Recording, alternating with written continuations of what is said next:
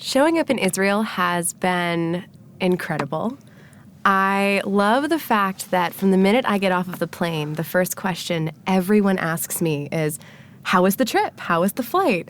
And whether it's the screaming baby that was across the way from me for 10 hours or the sweet old lady who I had to help throughout the flight, it was an adventure from the very first moment I got onto the plane. And then from How many hours was your flight? 14. 14? 14 hours, so yeah. So you come from West Coast? Yes, West Coast, San Francisco. Okay. And I'm smitten. I am mesmerized. Wait, teach me this slang. What is smitten? Oh, smitten is in love. Okay. It's sort of an old word, similar to swooning, which is like fainting out of excitement. Smitten is like completely head over heels in love with something. And how come you have this amazing English? I mean, literature, language, words. Where do they come from? I'm a nerd. They come from my nerdy side. You're in a good place. I know. I'm in good company. I'm a huge nerd. I love to read, and I studied psychology and neuroscience in college, and so I'm fascinated by all forms, I think, of human expression, creativity, and also the mind, the power of the human mind to do that. You know, when you told me everyone asked me about this and that, I thought that you'd say, everyone asked me from the minute I got off the plane, did you have hummus yet? I still do get that question. So did you have hummus yet? No, I haven't. Oh my God. I know. Oh my God. I know. We'll have to take you there. We'll have to go right after this podcast. We're done now, right? So we can go get the hummus, Yeah. Okay, Natalie, I have to present you, but I'll do the embarrassing option, and we'll let you present yourself. Oh my gosh. And you'll have to choose because you do so many things. So I'll just to say we're here with Natalie Frank. Frank, that's how you say it? Or yes. Frank? Frank? I mean, it sounds fancier when you say it, but Frank is good. Okay. Because I'm Frankel, but it's not that. I like Frankel. I Frank? secretly wish that my last name was Frankel now. And mine was Frank. Let's just... We should switch. Yeah. Can you? I don't know. Okay. I mean, why not? Okay. Right? So how do you present yourself when you have to? Absolutely. So I am one of the co-founders of the Rising Tide Society, which is a community of creative entrepreneurs from around the world. And I also serve as the head of community at Honeybook, which is, I believe, one of the top Israeli tech startups. Jolt is up there too. And we help creative business owners to create a life out of their passion. We enable them to take their workflow and to automate it, just giving them freedom, giving them their lives back, enabling them to get back to the creative work that they love. And so I sort of live in this realm of community building and connecting with freelancers and entrepreneurs. I am also a photographer. I can't leave that out. That's how I got into this, career. And I've jumped around. I wear a lot of hats. Yeah. So we got to speak about how you connected your photography love with your community building love. Mm-hmm. And I'm super curious how the hell Honeybook found you before we found you. And I guess they don't want to share. Oh. No, I'm kidding. You are teaching at Jolt as well. But I mean, yes. And I'd want to know how come you know how to help freelancers, like were you a freelancer or not. So we'll speak about this and much more in a very special episode where we speak English. So I'm excusing myself. I don't know. They used to listen to Hebrew, which is easier. I mean, all of our listeners, they know English, right. But it could be a little bit harder for some. So I'll try to use plain English because that's all I have. Anyway, and you can say things like smitten, which I adore, and I'll stop you just to learn these amazing words. So we'll start in a second. Yeah. One time. Look. Ring the alarm, hot ass nigga. Yeah. Big ass head so my dreams get bigger. Yeah. Make campaign strong so my flows get sicker. Yeah. Confidence bigger than a drunk ass nigga. Look, I'ma work graveyard. Hey Natalie, welcome to Popcorn. Thank you so much for having me. So this is episode 70-something. Whoa! Yeah, it's super cool. It means that we're alive, me and the Popcorn, we're alive more than a year now. Like almost a year and a half, I guess, or a year and a third of it. Amazing. Yeah, that's incredible. It's weekly. Do you have something that you're doing for so long? Oh, well, I I do a lot of things. Photography for me has been sort of a constant in my life. So it's something that I started when I was in high school, actually. And I was raised by a single mom. And so I've been working since the time I was a kid, always doing different things. I washed hair at a hair salon. I babysat. I did any job I could get my hands on. And then I found a camera. And when I found a camera, I immediately became fascinated and fell in love with the ability to truly capture somebody's essence, right? Capture someone's beauty, their story through the lens. Similar to how you do this with the podcast. Yeah, but that's quite an advanced thought for a teenage girl. I was born with the mind of an 80-year-old. I like to say I am an old soul, but really I am. I keep joking with the honeybookers in the Tel Aviv office that they go out and they eat dinner at 10 o'clock at night, and normally I'm already asleep. By 10 o'clock at night, I'm one of those, Yeah, we're like the Spanish in this area. You're so fun. You're too fun for me. I'm boring, but... it's okay. No, it's okay. I think at a young age I just was really fascinated by people in general, the way their minds work, the desire we have to be heard, to be seen, to be valued, to feel important, to feel like we're making an impact. And I saw this, regardless of who it was in my life, from my grandmother all the way down to my friends at school. Everyone had these fundamental desires as human beings. Yeah. And I found that with a camera, I was able to help in my own way, to help people to see, love if they're in love. I shot weddings for 8 years, helping seniors in high school. We do senior portraits in the States. It's a big thing. And seniors like my high school portrait? Yes, okay. yes, Would not you go seniors to the, like to old the people. book? Yes, exactly. Okay. Yes. And how do you call this book? The yearbook. The yearbook, right. Yes. And so, documenting them, photographing them at different stages, it just became, at first, a hobby. And then I actually turned it into my career for 8 years. I photographed weddings full-time up and down the United States, the East Coast of the United States, and then internationally a little bit. I've shot in New Zealand, Iceland. But also tell us where in the East Coast, because for you, just the coast. For us, it's like a whole new world. So, yes, D.C. So right outside Washington, of Washington, D.C. D.C. Yes. Yeah. Like what, presidents or their guards? Well, actually, I have photographed many weddings for government officials and their children. Normally, it's like the daughter of a government official, and things like that. And yeah, so I grew up right outside of D.C. Okay, so one more question. As a teenager, using the camera, do you think you also used it to hide behind it? Oh, yes. Because as teenagers, we're very uncomfortable in our own body. I'm still like that. Actually, if you meet a photographer, for the most part, social media has changed this a little bit. I think it's required people to create personal brands and to actually put their face in front of their audience, but this was before that really existed. So, yes, absolutely. When I was speaking, like which years? 15. I was 15, 16. And when I that was started like shooting. 90-something or 2000-something? Oh, now you're dating me a little bit. It's I could just ask you how old you are and do the calculation, but right. it's something that 2006. Okay. So it was like right as, I think we were using So it was MySpace. before the iPhone? Yes. But you had like a Nokia probably or something? Yeah, I think I had a Razor.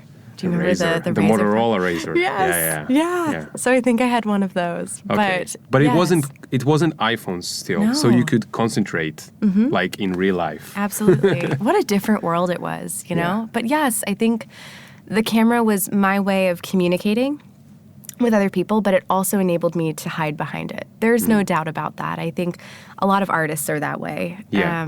We use our art to express ourselves because sometimes it's hard to do that, even in settings like this, Yeah. The visual, the images, they gave me a way to communicate. And I think that it shaped me into the person that I am today. So one more question before we go on.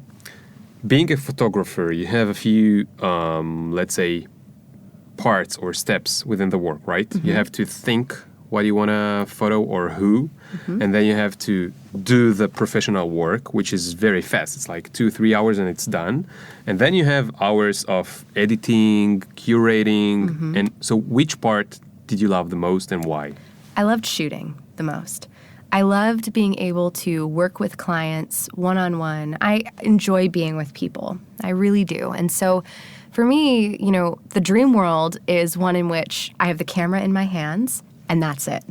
I don't have to worry about editing and I don't have to worry about booking the clients. The production. All of that. And I think a lot of creatives are that way. They enjoy the art. They enjoy the creative aspects. Yeah. It ties in perfectly, honestly, with the work I do now with Honeybook, which is trying to, eliminate the tediousness of, accounting and bookkeeping and all of those processes, the workflow side, because I can relate and I can empathize with the creatives that just want to get back to having the camera in their hands or the podcast mic in front of them and being able to create. That desire we have as humans, I think, to create and not to be weighed down by, processes. Reality. The hard part of the work. But the amazing thing is, I think now we are seeing a change. Technology is making it easier for us to do more of this, which is great. Yeah. But yeah, we have to say it like out loud. A freelancer, in the end of the day, is a business owner. Yes. They have a whole business to manage. Yes. And I think it's when you're still young, you don't get it. Exactly. And which is also a good thing because had you got it, maybe you'd like, hey, I don't want to manage a business. Mm-hmm. I'm going to do this for work and I'll shoot for as a hobby. But if I'd known that, or if a lot of freelancers known that like 70, 80% of their time going to be in managing business, they might not go there. I agree. Some of them. I do think there are some rare gems that love the hustle. Yeah. I have met some people that, and I sometimes can fall in this category on other spectrums. Photography was different for me, but the process of building, like getting in the dirt and like creating something from nothing, there are people that thrive in that environment. Yeah. I'm still not decided whether or not I'm one of them. There are days where my husband can't stop me from working. It'll be late and I'm still working on emails or coming up with a great idea that I want to try out or experiment. And then other days where I just want to write and read and be quiet and be creative. And so where did you get your inspiration from as a photographer? From the photography side, to be honest, I really feel like I got my inspiration from a combination of a couple places. So one would be, and this is going to sound strange, but Impressionist painters. I always loved the soft way in which a lot of the Impressionist works would sort of leave you imagining. Yeah. Requiring you to Let's give a few examples for those who are not who didn't study art. Yes, so Matisse, Monet, those are sort of like just the biggest of the names maybe that you so might So it's 1890 or 1900 and someone might have studied some art history. Yes, so it's sort of in a period of time where you're seeing a shift even in the way people are creating art. So it went from being very realist, very exact and precise to sort of this creative expression, seeing the world differently. And I think that's the key. And so as a photographer, specifically as a wedding photographer, I kind of came into the industry at a time where people wanted to see weddings differently. They didn't want traditional images. So they had enough with... Exactly. Okay. The traditional portraits, two people standing and looking at the camera, it wasn't what this modern group of couples wanted. They wanted lifestyle. They wanted people laughing and crying. They wanted to see grandparents getting up on the dance floor. And these moments that are so crucial, so important to us, but yet aren't the traditional wedding photo, right? Yeah. And so where did you take them? So everywhere. I've taken photographs all up and down the East Coast. I've taken couples with me at sunset on boats in the middle of the water, hiking on cliffs. I've almost fallen off of cliffs. In the water, I've been stung by jellyfish while shooting. This happened at one of my first... Yes. What? One of my Wait, first, it's ocean water. It's cold, no? No, it's the bay. So I grew up on this little bay that was warm enough that in the summer, August, September... it was full of jellyfish, full of them. Wow. full of them. I've had that happen. We have them in Israel, so you can move here, actually. Oh, I could, yeah. Yeah, you're used to it. Yeah. I'm ready. Yes, I'm prepared now. Great. Another reason I don't have to leave. Exactly. Oh, man. But no, I mean, I would take them wherever they wanted to go, places that were important to them, adventures that they went on together. A lot of people would even bring their pets, bring their dogs with them for their shoots. Okay, so now here's another one. Yes. Okay, so now you have a new couple, couple that are new clients. Yes. And they're like, hey, we're going to do this, blah, blah, blah, we're going to get married. And so you have two options, okay? I'm speaking as a semi-creative person to a creative person. One option is, I have these tricks. They always work. I try them a million times. I'm going to do this. They're going to be happy, and we can, go to the next job. The other is like, oh my God, I have to think about a new idea each time and make them something super unique just for them. Where are you on this bar? I'm right in the middle. I think I start off every session by doing what I know will make people comfortable. So I start off really easy. That's the key. I think that applies to any client relationship. Like if you have a good process and you're able to, build that relationship, and that's sort of the first part of my workflow. And in shooting, it's the same way. The first couple poses I would do are pretty much the same at every single shoot. And then once I see their walls come down, once I see if it's a couple, they start to get more comfortable. They're leaning in closer to each other. They're forgetting I'm there. They're really together and in love. Then I can get creative. And I start to really pay attention, not just to my own ideas and what I want to accomplish, but to them. What makes them unique? What, for that couple, is something that captures who they are, captures why they fell in love, what they love about themselves and one another. But what can be there? I mean, there's a hug and or a kiss, and that's it, no? Oh, no. What do you find there? So much more. Oh, it's magic. It's magic. Human connection and relationships are magic. And so I think when I'm able to take a couple in gorgeous light in a beautiful setting and then just have fun with them, it's crazy things happen. I've photographed oh goodness, like the most wild things. It's hard to even explain. Running through a field of sheep in New Zealand with two high school sweethearts that are now, 15 years into their relationship, and it's a family farm owned by her parents. And so there's significance in every aspect of these images that I see. There's a story. There's a story. It tells a story. It captures a story. And that is what photographs do. They say, this moment, it matters. Right now, this second in time, it's not going to be forgotten. Yeah. It's going to be remembered. I like it really much because you put in romanticism into something that is considered very commercial, right? It's not artsy, like, oh, I'm going to go and photoshoot these poor kids in this favela in Brazil, because that's the easy thing. But the hard thing would be, how do I take a photo of this couple, which look normal, and they have normal life, thanks God for them, and make something special out of it? It seems like, to me now, it seems like a harder work, than just going to the favela, because there everything will look sexy or interesting, or the story is almost, you don't have to work to get a story. Yeah, I think for me, it comes from a love of just life. I love life. I do. I love seeing the way that people express themselves, the way they live, the choices they make, the people they love. Like, I find that fascinating. I do. And so it wouldn't... Where did it come from?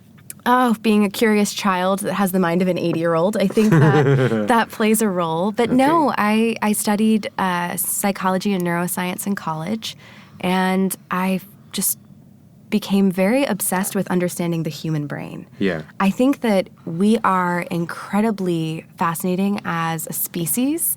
I think that there are a lot of things that set us apart from all the other animals on planet Earth. And I find it fascinating, from our ability to empathize with one another, the way our neurons work in systems in our brain, the way that we have an entire section of our brain just dedicated towards recognizing other faces. It's that and crucial to us. And animals don't have it? No, other animals do.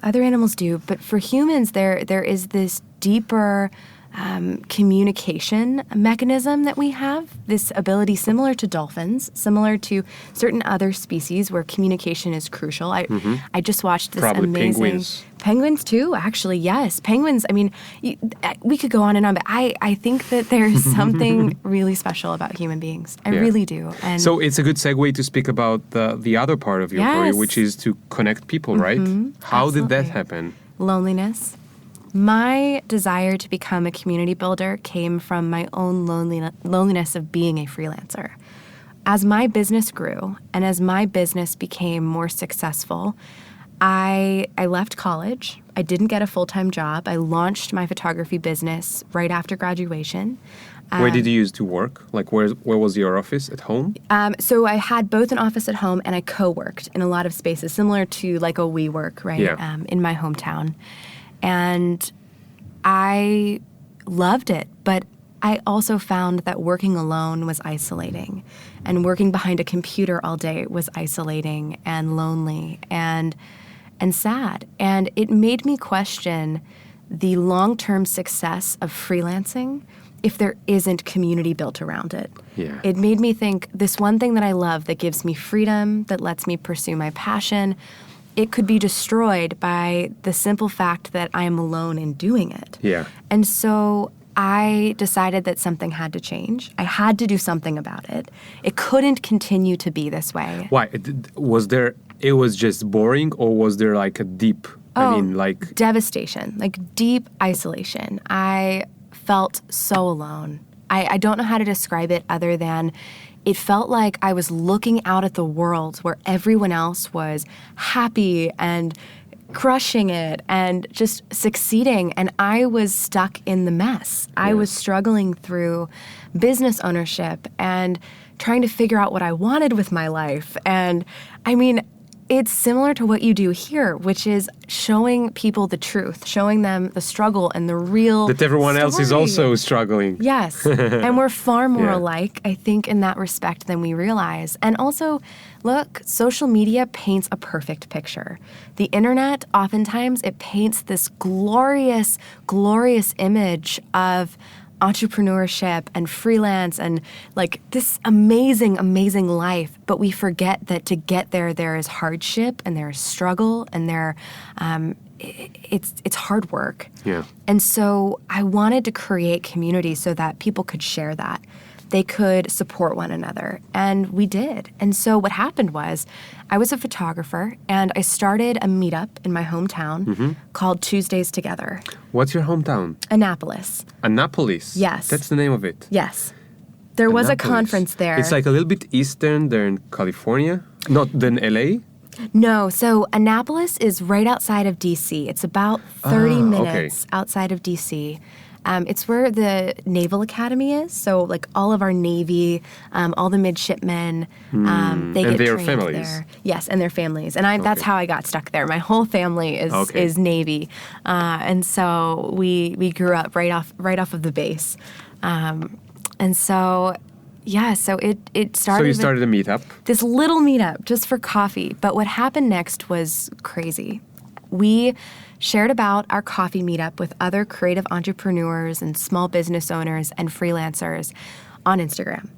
And within a month, we had 12 other local chapters that wanted to launch. People wanted to do this too. And so we went from being, and I say we, it was myself, my friend Krista, our husbands, because they were the only two people we could get to help us for free and volunteer at the time. We said, you're stuck with us, so you've got to work for us. Let's do this. And we came together and we started the Rising Tide Society. And it was honestly a coffee meetup at the very beginning, but it became so much more. It grew and grew and grew. And to give everyone context, today we're just under 3 years as a community, and we have over 420 chapters now around the world. Wow. Around the world. And, you know, it was born from that same pain that I felt. The minute we communicated that and we explained, hey, we need community as freelancers, something just happened. It was magic. It really was. And that sort of led to the rest of my career. I actually stopped shooting weddings full time. Wow. I took that scary leap of putting down my camera and stepping into community building and working for Honeybook. And, heading out. Then we moved from the East Coast all the way to the West Coast of the United States to San Francisco in the center of the tech world and Silicon Valley to work with Honeybook to find ways to build community among these creative freelancers and to actually help them not just from the community side, but also from the technology side. Yeah. Building a platform that empowered them. So wait. I have to tell you something. Yes. Around the podcast and my book developed a community. We call it the people of the New World. And they're from all over Israel. And we're meeting, but only like once every 2 or 3 months. It's really hard to produce a meeting. Right. And a lot of them are interested in doing this. So I can help them create something similar to it. Amazing. But I need to be honest and ask you, when you guys started, how much effort did you put into it? Like, was it a side thing? Because then you tell me that you moved your whole career into it. Mm-hmm. So how easy or hard do you think it is to do? I think it's hardest at the beginning. I think anything is hardest at the beginning. An airplane uses most of its fuel to get off the ground, right? Momentum needs to be built. And so the beginning is very hard. I started and it was sort of a side hustle. We did it outside. We're still running our businesses. So we would photograph weddings on the weekends and then, edit during the week. But I outsourced my editing. So someone else actually would process my photos with my recipe on them. And I used that time to build Rising Tide. And so it started small, just a couple hours a week. And then it became more as it grew. But it was by far some of the hardest days was getting that to start. I mean, we worked late into the night, early in the morning. I would barely sleep at all for those first couple of months, but we were fueled, I think, by that passion. But why did you work so hard? What had to happen? I needed to make an impact. I needed to see these lives changed.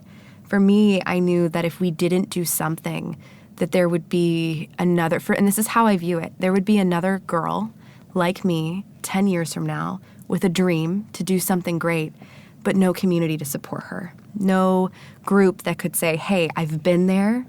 Here's what you need to know. Here's what you need to do. And I couldn't live with myself knowing that I didn't give it my all.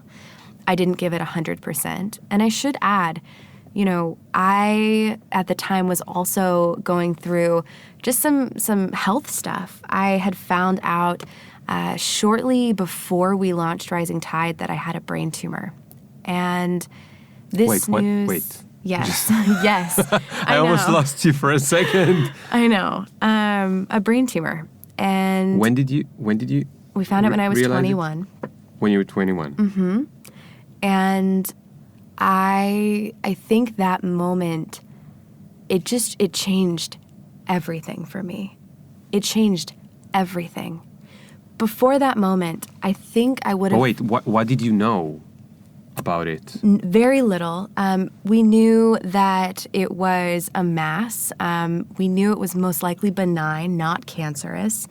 We didn't know when I got it. We didn't know what kind of tumor it was. So you had no clue about the future? None. I did know that there was a chance that I could go blind. It was located right behind where my two optic nerves cross. So there was this potential of losing my vision. It was also very close to different hormonal centers of the brain, and I could go into that in detail, but there was just a lot of uncertainty, a lot of fear around that. And the fact that you studied neuroscience, did it help you or just made a more mess because you knew what it means? It helped. I think I knew a little bit because of what I had studied, but I studied the visual system more from a psychology perspective in college, not so much from an anatomical or, what happens if there's a tumor in this part of the brain. So there was a lot to learn. But no, it definitely helped. I've actually had people joke and say, there's purpose in everything. And the fact that you studied the brain and then shortly, after graduating from college, found out about this tumor, it's not an accident. A lot of people say that to me. And, I think regardless, it changed everything in my life. I would have likely been okay with photographing weddings for the rest of my life. But the minute that I found out I had a brain tumor, I think I was forced to look at every minute as very precious. It does. It transforms your perspective of time. It makes you realize that life is very short. It is very fragile. When you're in your 20s, you don't think you're ever going to die. Right. You think you're going to live forever. You jump off cliffs and go to South America. You do crazy things that you probably shouldn't do in your 20s. But I think I quickly realized that whether it was a year from then or 100 years from then, my life needed to mean something. There had to be purpose to this. And so I set out to stop playing it safe. There's no point to being comfortable and playing it safe when you can change the world. Any one of us can. I mean, that's the truth. The truth is that so many amazing, brilliant people never use their talents 100% of the way, whether they're afraid of failure, whether they're afraid of being judged, whether they're afraid of, not achieving their dream. There are so many reasons that people don't take that step. But the minute I found out I had a brain tumor, it didn't matter anymore. There was no point in being afraid of failing when I knew at one point in my life I'm going to die. So let me fail. No, I have to ask you, Natalie. Yes, yeah. Okay, here's the thing. We're all gonna die. Yeah. We know it, but somehow we forget about it. Yes, we do. It helps us cope with life. Absolutely. Which is hard anyway. I mean, in a good, in a bad way, it's life is hard because it's, we have to work and decide what to eat at lunch or get a roof if we don't have a roof. Like different levels of hard depends on who you are and where you come from. So how much of your time, I mean, like daily basis, weekly basis, hourly basis, did you get thoughts about this? A lot. But I don't mean just the week after you found out about, like even a year about afterwards, or even today. Do you think about it a lot? I think about it maybe every other day. Wow. I do. And what are the thoughts? Are they depressing or No, motivating? Motivating. Absolutely motivating. I think that I made a choice. Very early on that this could either destroy me, make me afraid, make me feel like a victim, make me nervous at any moment. Something could happen. And I lived that way for a little while right after finding out. There was a period of 2 weeks maybe where it was just fear. But then I had to make that choice, which was this thing can either stop me right now at 21 in my tracks and make me play it safe, or this thing can be my motivation. This thing that I'm facing, that I'm nervous about, it can become energy. It can become fuel. It can become, almost my muse. In a weird way, almost my inspiration to work harder and to do more. And I made that choice. And I decided to make that my fuel to push me forward. Yeah. You know what's funny? Do you know this comics about the creative process? I might have seen it. So it shows a bar of time, and then it says the creative process. And then the first part, it's like thinking about the work but doing nothing, and then doing nothing, and then just a bit before the deadline, it's like get panicked, and then in the 1/10 or 1/100th of the timeline, it's like before the deadline, doing everything. Yes. So when we have deadlines, we are much more motivated. And what you're telling me here is that you always have a deadline and no one is willing to tell you when it is. So it's just always super motivated. I have never heard anyone describe it like that, and that is absolutely how it feels. I think that we all have a deadline, we just push it off. And when you go through something where you realize that time might be shorter than you just in your head imagined, you're right. You start treating it like the final exam and you have one night to study and you just go full force. And that's exactly what I did. It was this conscious and I think also unconscious sort of process of, look, I want to make an impact. I want to improve people's lives. And I know that my talent is, photography, it's creative passion, it's charisma. I get very fired up about things, and I know I can inspire people to stand up, step up, and go do something. But I have no interest in politics, so where else can I use that? And for me, it was creating a movement. And that's what we did. We created a movement. It started with coffee meetups, and then very quickly... What did you do in the coffee meetup? We'd talk, we'd cry, we'd laugh. But was there a theme? Or? Yes, yeah. Every month we'd have a different theme. So we structured these meetups so that there was something that unified all of the groups. They would take place, again, all over the country in the United States, then Canada, now the world. And the chapters themselves all looked very different. I mean, very different, but the content was the same. It was tying people together. So it would be in the business space, but it might be, for example, about marketing or collaborations or hiring, growing your team. We even had a month on mental health, just talking about mental health and entrepreneurship and how hard that is. And, one in every three entrepreneurs struggles with depression or anxiety. Right. So we addressed things head on, and in the process, things caught like wildfire. I don't know if you've heard of community over competition, but that's the hashtag that we started 3 years ago. And now it's almost 2 million posts on Instagram. What? Yes. And I met a friend of mine who I've been friends with. Wait, is that online. the hashtag you're teaching about in Jolt? Yes, community over competition. Yes. Nice. Yes. Yeah. Wow. Yeah, and I met 2 million. 2 million, almost 2 million.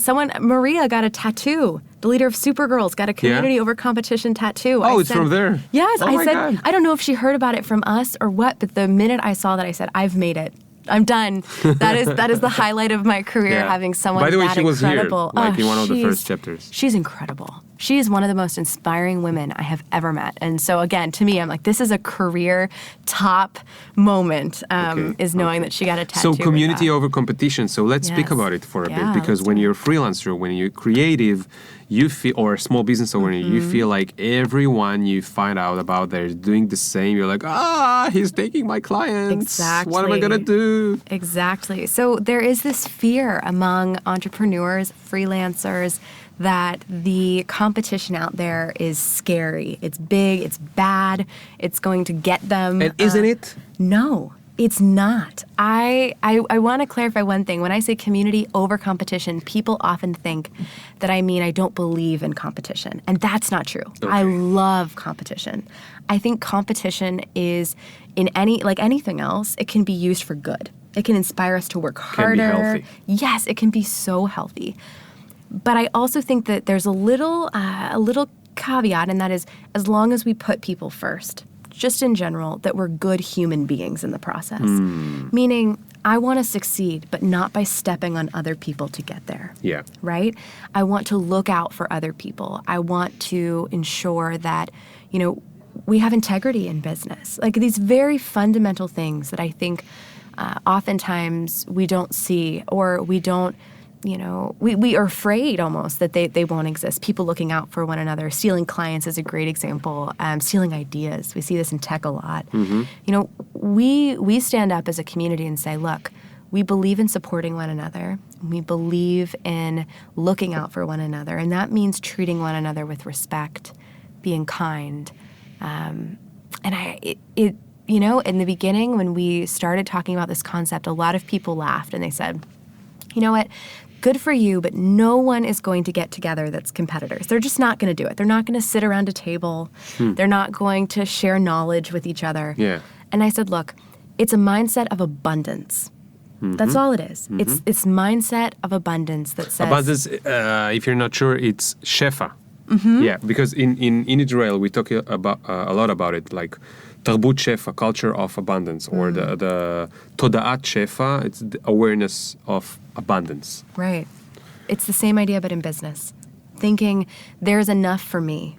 There are enough clients for me. There are enough podcast listeners for me, or people that want to read the book I'm going to write. Yeah. I don't have to worry about the other authors out there. If anything, by supporting them, I'm going to, build a community around that, and our readers can all read the books. They can read all of it. The podcast listeners, they probably listen to, 4 other podcasts. This is obviously their favorite podcast. Yeah. But it's this mindset that there really is enough to go around, and it's not being afraid. It's not having, I like to say, abundance versus scarcity. I don't know if there's a good Hebrew word for scarcity. Scarcity מחסור. Okay. So, abundance versus scarcity. To speak about it for a second. Yeah. Okay, so I have this question. Sure. It's an advanced question. Okay. So I believe in this just like you. And also we speak about it in the New World People community on Facebook. The description says that we should help each other and share knowledge, and where even sometimes when someone says, speak to me on private messages, I'll give you the hint. So others are writing back, hey, why in the private messages? Just say it here and we all can learn. So I truly believe in it, and I really believe in it. Yeah. But, and here is my advanced question, because you are thinking about it for the last 3 years, so maybe you have an answer for me. You're a good person. You're an honest person. You want to do good. You will not step on others. And you can find many more people like you and build a community around that. What do you do, or how do you feel when you see someone who is not in the game? I mean, not in your game.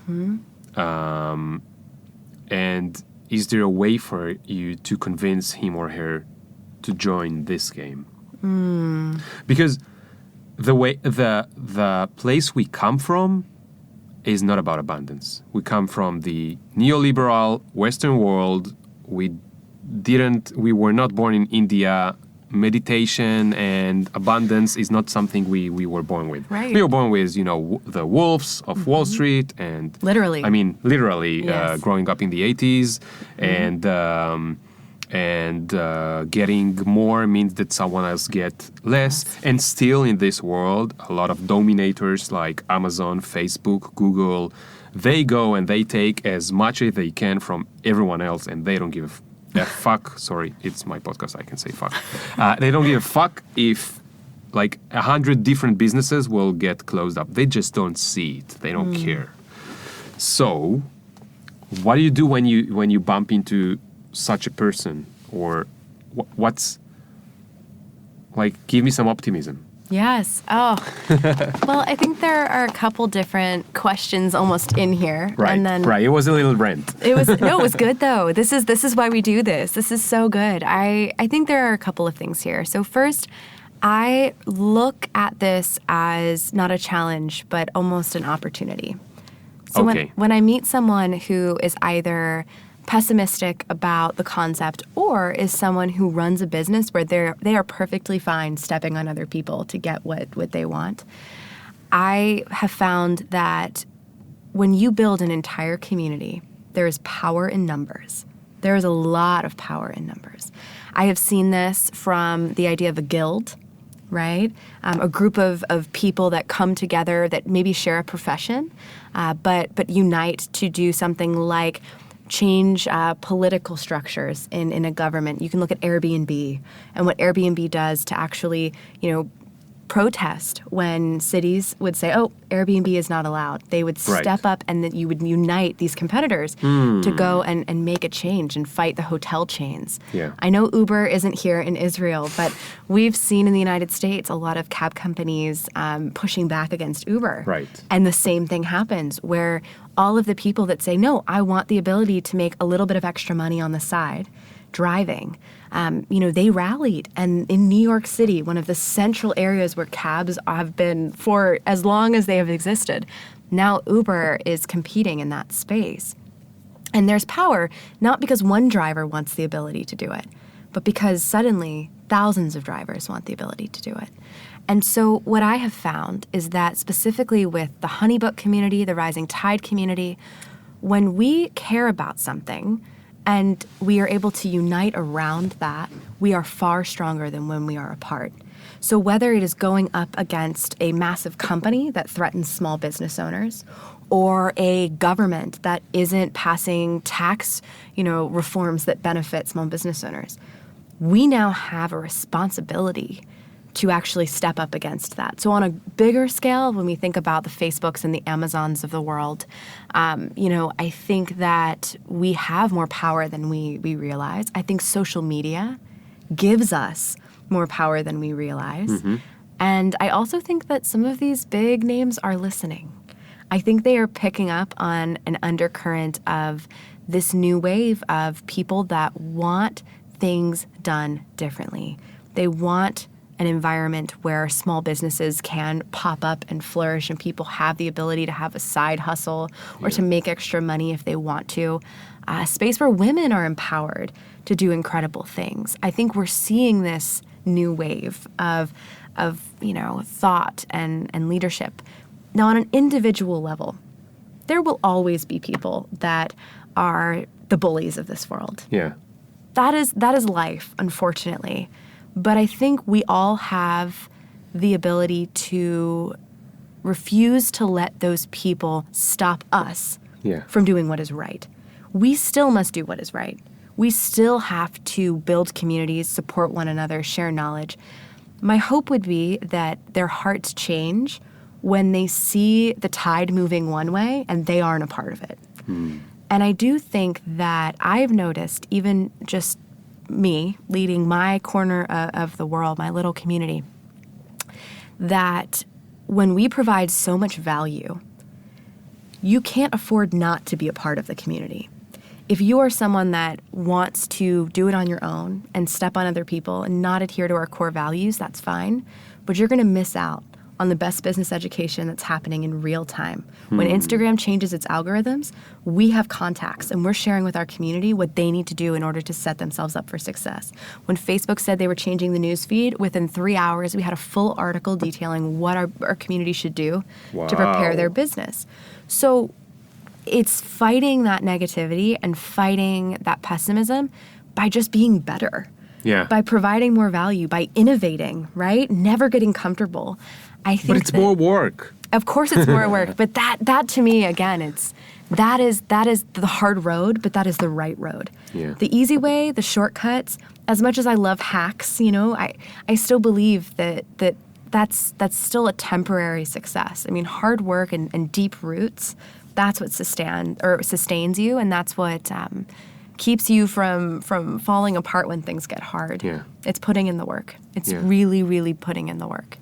And so what do you do there today in the Rising Tide, the tiding rise? The Rising Tide. Rising Tide, sorry. No, you're good. What do you do there today, like day by day? So in Rising Tide specifically, we share, so on the daily level, we have conversations happening in our Facebook group of just over 70,000 people. And then we also host monthly meetups in those 400 cities, as I mentioned. We are building technology through Honeybook. So we are creating, for example, a massive community platform where freelancers are sharing opportunities every day. So again, we're taking the idea of community in business and saying, let's actually share business with one another. If one photographer can't take on a shoot or a wedding, they can share that wedding or that shoot with other photographers locally that might need the business. Nice. And that sort of new economy is what Honeybook is really all about. And so that's what I do every day, is I focus on cultivating the relationships in the community and then connecting those relationships with opportunity, with real business opportunity. Okay. So you mentioned that you have a big Facebook group. Mm-hmm. Can you teach me one big lesson that you learned from one big crisis that you guys had? Just one crisis? Let's start with one and see what happens. Yes. So I think one of the biggest learnings that we had as our group exploded, so it started very small. And then as all things do, it started small, but one day there was sort of this tipping point. And whether it was the Facebook algorithms encouraging people to join the group or people sharing about it and adding their friends, I don't know. But we went from 1,000 to what felt like 30,000 overnight. It was very, very quick. And this also happened to be during the political season in the United States. We were going through our election. And as anyone in any country around the world knows, election seasons can be very heated. Very emotional. Very emotional. And this one was even more. This one was, in my lifetime, one of the most emotional political seasons I've ever experienced. And we, as a community, we represent not one part of the United States, but we represent the whole United States and even the world at this point. We're starting to really become more international. And so the ideas around politics varied. We had people that were very conservative. We had people that were very liberal. We had people that hated politics. We had people that loved politics. But what's fascinating is that we don't live in a vacuum, meaning the outside world influences everything about our businesses, how we're feeling when we get up in the morning. It changes us. And in our group, as it scaled and grew, what we found is that conversations had a way of somehow turning political during this season. We could be talking about, marketing, and suddenly they're talking about the ads that are being run on the political side, and people would get very passionate and very angry towards one another. And so a quick learning that we had, well, a couple of them, was that we needed guidelines that were so clear and so transparent that the community knew what our values were and how we expected them to respect one another in that space. So we would say things, for instance, like, everyone here has a different opinion. We're all diverse. That's what makes us great. Yeah. So when we come together and we talk about something that could be heated or controversial, we must respect one another. We have to leave that anger, that emotion at the door and know that all of us are here with best intent. Yeah. Right? So guidelines were part of it. But I also think, growing the team, that was something I learned. I thought, we can do it on our own. I can do it on my own. But the larger something gets, the more you need to lean on leadership and the help of other people. And so we grew our moderation team. We now have over 20 moderators for our Facebook group. We also moved to approve post only. So now the moderators have to approve every post. And we dreaded that for a long time. We tried to wait and hold off on doing it. We wanted people to have that instant freedom of sharing. Yeah. But we learned that, when those posts would get shared, because they would generate a lot of conversation quickly, they would get picked up by Facebook's algorithm and then shared to more and more people. And they would get out of control like wildfire very quickly. And we would rather ensure that the only conversations being shared in the group were that aligned with our mission and what we were about, and not taking people off on tangents and other kinds of conversations. And so we moved to approve post only. But it was, let me tell you, those are the wild, wild west days of the Facebook group for sure. Okay, Natalie. I have so many questions. I'll try to pop a few more before we have to end. So, first is, you're working with Israelis. Yes. Tell me one good thing and one bad thing about working with Israelis. You're going to get me in trouble. Okay. I hope so. Good thing. Well, there's I'll be honest. I think working with Israelis has forced me to be more vocal about what I care about. What do you mean? I mean that in the tech space of sitting in the room, why do you have to become more vocal? Israelis are passionate. When they have an idea and something they care about, especially when we're building products, there is a sense of passion that I wish the rest of the world had about things that they care about. And so we'll be in a boardroom where in a normal environment, U.S. normal is what I'm saying, like growing up, people were very quiet about this is what I think, and then they'd wait. And in an Israeli environment, I thrive under watching these brilliant minds just shout at one another about these product concepts that they want to see come to fruition. And there is so much passion that you can't sit in that room and not get fired up about what we're working on. And you know that this morning I literally ran from my home because I had this idea that I had to speak with Nadav, the CTO of Jolt, that we have to create today and publish it tomorrow. I love it. And I wanted to meet him so much to just get his feedback on the idea that I literally started to walk faster and faster until I ran, and I felt stupid. No, but that to me is incredible. And I think that's one of the reasons why you see some of the most successful tech startups in the world coming out of Israel. Okay, right what's bad? Bad is a tough one because I think, honestly, I think the toughest thing has just been the time zone difference. Having to work sort of with a team, and if you're familiar with HoneyBook, you know that we have what we call one office, but it's spread across 2 countries. So we have an office in Tel Aviv and an office in San Francisco, but they look the same. They're literally created exactly the same. They look very alike. But when you're working with 2 teams that are separated by continents, it's just a challenge. It's truly a challenge, I think, to, keep that camaraderie and that community. What is a camaraderie? Camaraderie is, it's like community, but I think about it almost like a military version of community. Okay. It's saying that I have your back and you have mine. Like it's almost like life or death style support of one another. So how do you create it with this huge... We have an amazing operations team. I mean, events, so for example, I'm going to mispronounce it, but Purim? But I never can say It's okay. Purim. Purim. I had never heard of it in the United States. I had never heard of it until I joined HoneyBook.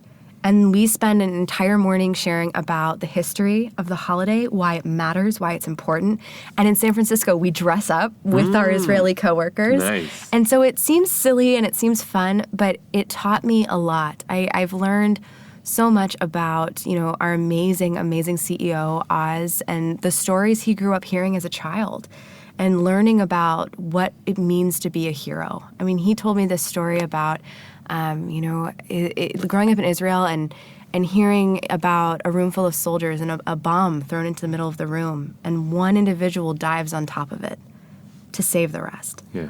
And he said, that's what a leader is.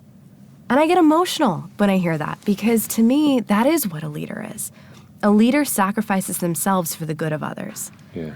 And I think that I take back what I said about the best part. That's the best part. There is a desire to serve people, to protect one another, a family feeling in the Israeli community that I think is unique in all of the world. There is a bond here that I have not felt anywhere else. And I think it is that desire that a leader isn't the Superman with the cape that American children are taught to look after, right? And that's what we see with the Kardashians of the world and the celebrity that I do think America is very obsessed with, and I'm guilty of this myself. But I think in Israeli culture, what I have seen as an outsider looking in is admiration and love for a leader that lays down their life for others, that really cares. You see tech companies that are coming out to change the world, and I don't think that's by accident. I think Israelis have a unique desire to truly, truly make the world a better place. And I've been inspired by that. I really have. And I've learned a lot. I think I'm a much better community builder because I've been surrounded by a bunch of Israelis. And I've learned what community really can look like.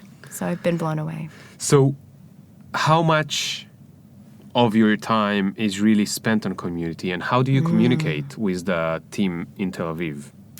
So I would say that I believe community impacts everything in a company. I think we live in a world where community is marketing. Community No, but now is I meant communication. Oh, communication. Communication. Ooh, that's a good question. I think we're lucky that we have things like Slack and obviously email, Google Hangouts. So we're in constant communication with one another. Yeah. But I think, we get lucky and have about 2 hours on the West Coast where our Israeli team is really still working. And so we use that. They work late. They work so hard. And it'll be 7, 8, 9 p.m. Israel time. And it's 9, 10 a.m., 11 a.m. Pacific time. Yeah. And so I think in those moments we're working very, very closely. But I think communication is a full-time job in anything. I think communication is the key in a marriage, a relationship, a business partnership, a team. So I would say 100% of my time is spent communicating. Yeah. It's just about what, right? But isn't it also frustrating? Yeah, it can be. Like, I think more there's so so for many them, things but that can fall in between or not synced as well as, and I still feel that I don't have the tools to communicate properly with a remote, like San Francisco-based office. It's such a challenge. Yes. It's such a challenge. But let me ask you something even more tactical. So you have this 420 chapters all over the world. Yes. How do you guys communicate? We communicate every single day. So we communicate using Facebook. We have a Facebook group that we use. Every single day Every you talk day. to 420 people? Yes, because you can, not individually, but as a cohort, as a group we do. We have our leaders group. So there's actually 600 of them because some chapters have multiple meetings. I know Houston has like 4 meetings in one day.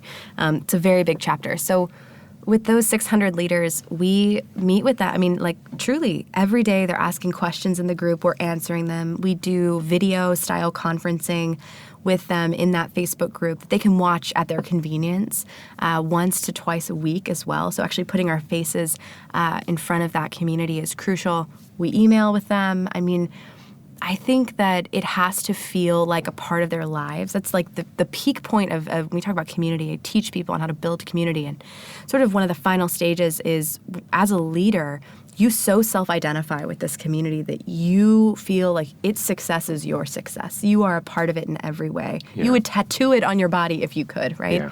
And I think in order to keep that commitment, we have to be constantly providing value and support and knowledge to that group. And nurturing those relationships, because it's a human relationship. So every day.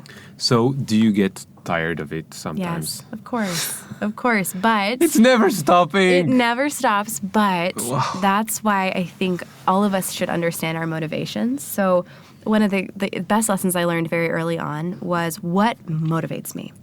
What actually truly lights my heart on fire. In a selfish world, if I could just win in one way of my life, how would I want to win? For some people, this is financial. Making money makes them feel like they're winning and they're happy and they're motivated by financial gain. Some people are motivated by impact. They could care less if they're not making $1, but they want to go teach in a foreign country or build wells in a desert, right? They feel like impact is 100% of their motivation. And there are a couple different examples of motivators. But I learned that I am very much motivated by impact. That is one of my sectors. But also, I am motivated by like words of affirmation and recognition from the people that I'm working with. So knowing that and knowing the weak points of those two motivators and knowing the strengths of those two motivators have really helped, I think, just in getting over the fact that it's hard and getting over the fact that it's every day, because it's about the why. Why am I doing it? I'm purpose-driven. I'm impact-driven. So when I can sit down and say, today sucked. Today was terrible. Everything went wrong. But why am I doing this? As long as I can answer the why I'm doing this every morning when I wake up, I will keep doing it. Okay. And the day I can't answer that question and I don't feel like I am making the impact is the day I do something else. Like when I changed from wedding photography into community building. And who knows what the next thing in life I will do is, but I know that it will come at a time when that impact either changes or my why am I doing this becomes I don't know. And the minute that goes from I'm doing this because I see lives being changed and I see the impact being made and I'm giving 100%, even if I'm failing, I'm giving 100%. To me, that's what I need. That is what drives me. Again, I think everyone's different. I think some people say, if I'm not making money at this, I am out, I am not doing it, and that's okay. Like, that's fine. That's a motivator. Okay, so one more question. Okay. How do you, it seems like you have a lot to do, but also the thing about community, there are several things. For example, marketing, and a different example is community, which there is no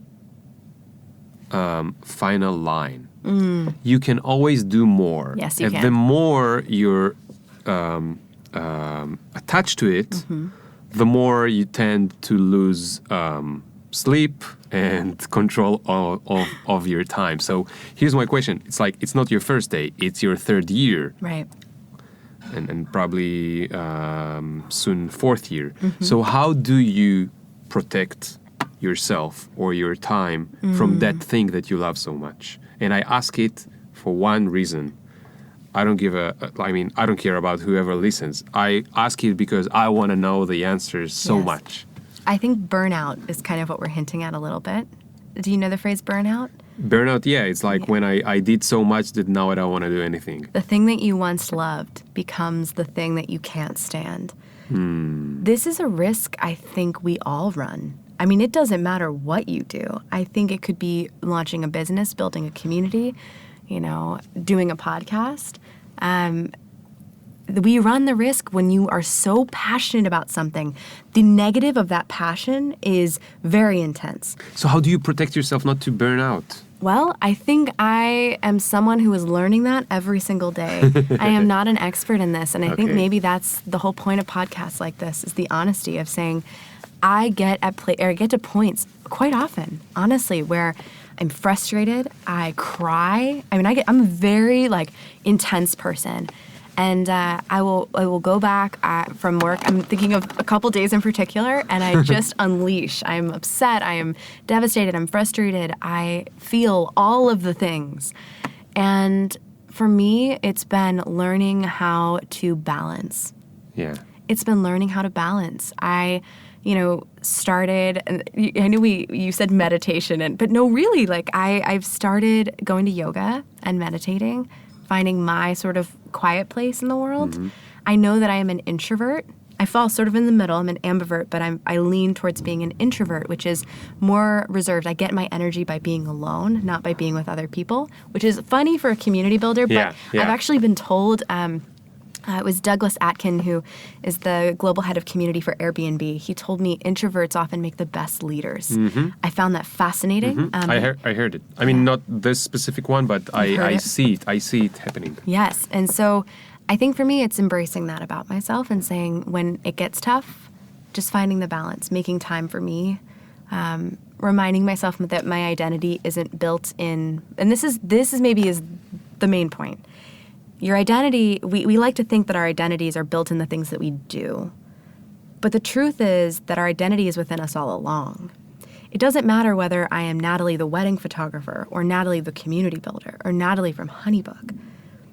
At the end of the day, I'm Natalie.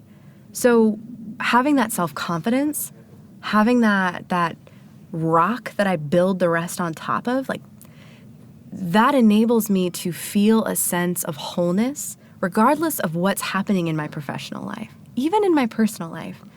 It doesn't change that I know who I am.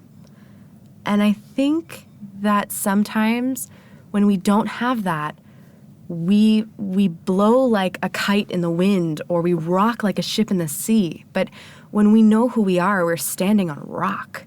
We can't be moved. Yeah. And I think that is something I've had to learn, and something that I've had to find within myself, and I'm still finding and figuring out, but it's the only way that I'm still here. And how did you look for it, or what made you a little bit closer to? I mean, I totally identify with what you just said, and Yeah. I'm looking for this in this journey as well.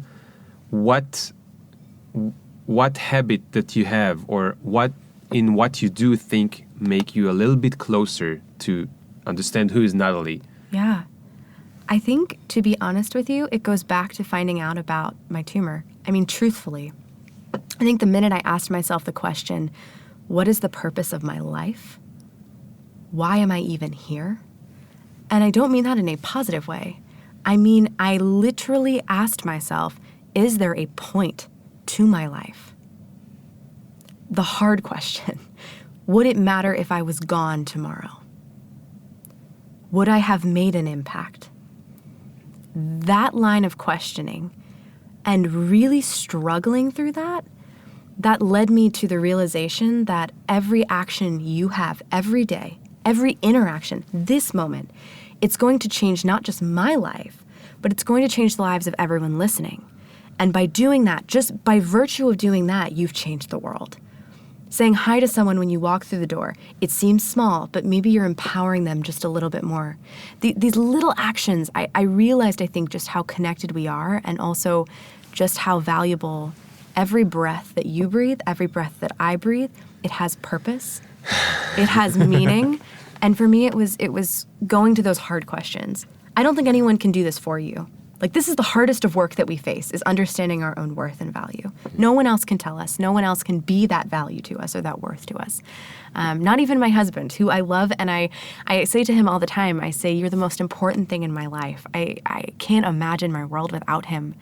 And even yet, he can't make me love and trust and value myself. Only I can do that, and only you can do that for you. And I think that's hopefully the biggest takeaway that I can leave people with, is whether you build communities or are an Instagram guru or, have a podcast, create a startup, work in marketing, write, whatever it is.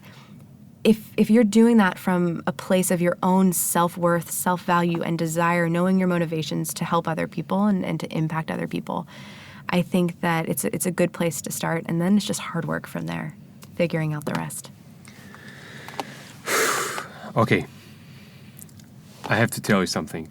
In the end of every episode, I have a question it's this similar question. How would I call it? Yeah, like the same question that I ask everyone.